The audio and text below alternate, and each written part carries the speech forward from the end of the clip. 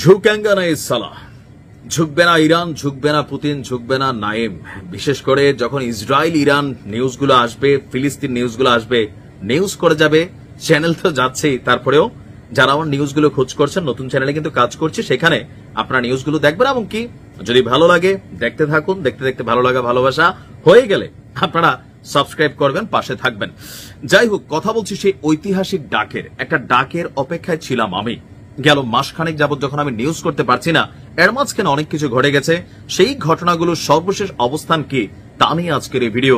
ইরানের ফ্যান ফলোয়াররা আওয়াজ দিবেন, ইউটিউবেও আপনারা ভিডিওটা আপনাদের টাইমলাইনে শেয়ার করতে পারবেন, একটা শেয়ার অপশন আছে, গরিবের জন্য উপকার হবে।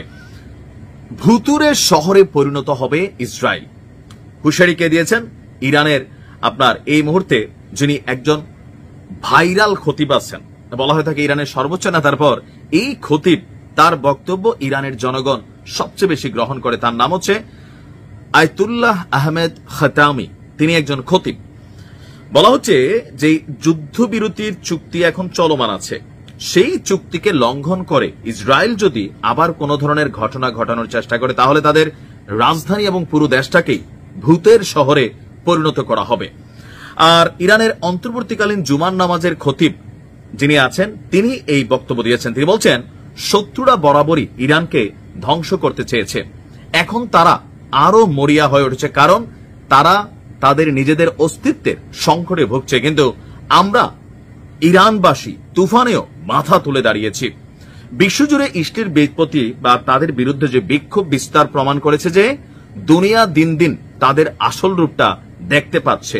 কারণ সারা পৃথিবীকে এই প্রযুক্তি আসার আগে, সোশ্যাল মিডিয়া প্ল্যাটফর্ম আসার আগে একটা মেসেজ ক্রিয়েট করা হয়েছিল যে আমাদের তারা খারাপ, আমাদের তারা সেখানে অন্যায় করে। কিন্তু যখন এই প্রযুক্তি আসলো, আজকে সারা পৃথিবী দেখছে যে আসলে অপরাধী কারা, কারা অন্যায় অত্যাচার বা এই ঘটনাগুলো করছে। দ্বিতীয় বিশ্বযুদ্ধের পর এই প্রথম কোন দেশ সাহসিকতার সঙ্গে যুক্তরাষ্ট্রের ঘাঁটিতে অভিযান চালিয়েছে, যেটা কাতারের আল উদেইদ যে বিমান ঘাঁটি, আর সেই কাজটা কে করেছে? ইরান করেছে। ইসলিকে একটি ক্যান্সার সদৃশ টিউমার হিসেবে উল্লেখ করে তিনি বলছেন, যদি এটি সরিয়ে নেওয়া না যায়, তাহলে অন্য দেশগুলোর সঙ্গেও ঠিক সিরিয়ার মতন অবস্থান তৈরি করবে ইসলিক। তিনি বলছেন যে এই যুদ্ধ বেসিক্যালি ইরান শুরু করেনি, কিন্তু যখন আক্রমণ হয়েছে তখন আমরা জবাব দিয়েছি। তো এই 12 দিন ধরে যে আক্রমণ, যুদ্ধ, সবকিছুর রেজাল্ট কি? Result in single word, Iran এখানে বিজয়ী হয়েছে। কেন হয়েছে?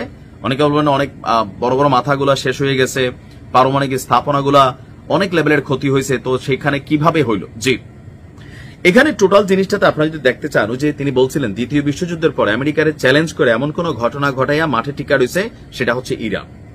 ইসরায়েলের বিরুদ্ধে এত বড় অভিযান পরিচালনা করে মাথা উঁচু করে দাঁড়ায় রয়েছে ইরান। আর আরব রাষ্ট্রগুলোর সাথে কম্প্যারিজনে নিলে 105 অবস্থানগুলো হচ্ছে এই অবস্থা। তো সেই জায়গা থেকে ঐতিহাসিক যে ডাক ভূতের শহরের, আমি এই ডাকটাতে খুবই খুশি হয়েছি। তবে এই নিউজের জন্য আবার কোন বিপদে পড়ি নিজেও জানি না। তারপরে আল্লাহ ভরসা, ভালো থাকুন।